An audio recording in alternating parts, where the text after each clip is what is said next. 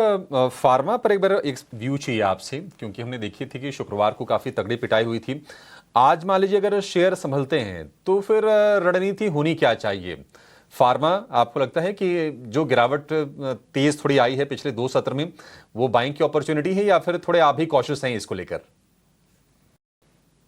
छोटा सा डिस्क्लेमर देना अनिवार्य होगा कि जो भी निवेश लायक रणनीति आपके समक्ष इस कार्यक्रम में रखेंगे आज प्रातःकाल, ये हमारी रिसर्च टीम की तरफ से।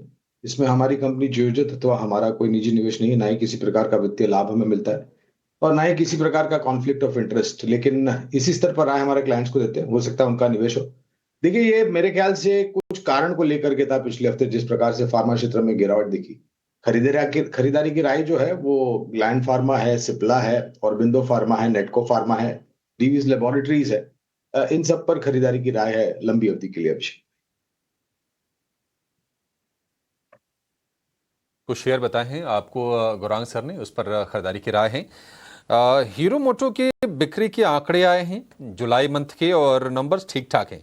स्कूटर बिक्री में स्पेशली काफ़ी ज़्यादा हमने जंप देखा है, 65% का। मोटरसाइकिल बिक्री की बात करें तो 4 लाख यूनिट है। एक्सपोर्ट में बड़ी अच्छा उछाल है, 64% का। और लगातार हम देख रहे हैं कि एक्सपोर्ट मार्केट वो बिल्ड कर रहे हैं। यूरोप में भी कई देशों में एंट्री की प्लानिंग है, इनफैक्ट एंट्री कर ली है हीरो मोटो ने। तो वहां से हम देखेंगे कि वॉल्यूम आगे पिकअप करते हुए नजर आएंगे। आज थोड़ी सी हल्की सी सुस्ती, मतलब हल्के से गेंस पर खुलने के संकेत ही दे रहा है।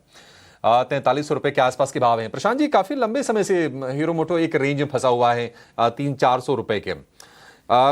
रेंज के बाहर कब निकलेगा और रणनीति क्या होनी चाहिए इसमें?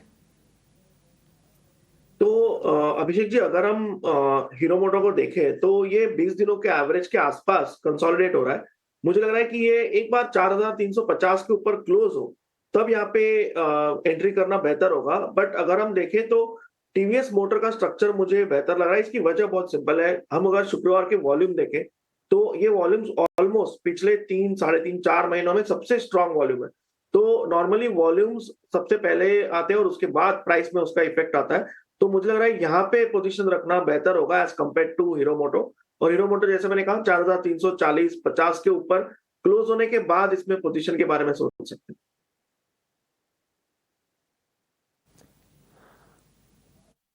एब्सोल्युटली। तो चलिए, हीरो मोटो कॉर्प पर ये टेक। लेकिन महज 2 मिनट बचे हैं बाजार की शुरुआत में, और आज शुरुआत के साथ साथ रिजल्ट बैक्ड एक्शन जहां पर नजर आ सकता है उस पर नजर रखेंगे।